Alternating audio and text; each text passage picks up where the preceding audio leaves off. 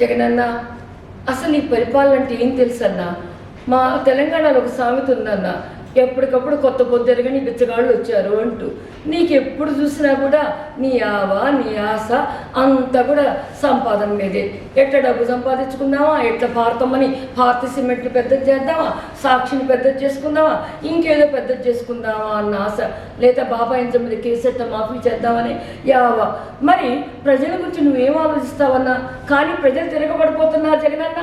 చూడు, ఇక్కడ మాకు సామెత ఉంది, తుమ్ పత్తర్ మానేసే ఆ మీడ్సే తుమ్కో జవాబు దే దేంగే అని. నువ్వు చిన్న రాయి కొట్టావనుకో, గులక రాయి, మేము పెద్ద ఇటుక రాయితో సమాధానం చెప్తామని జగనన్న.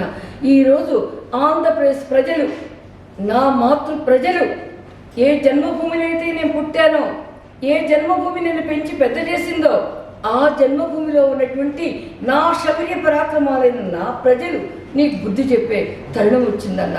ఆ తరుణం చాలా త్వరలోనే. అందుకే ప్రజలంతా సైకిల్ గుర్తు కోటైపోతున్నారు.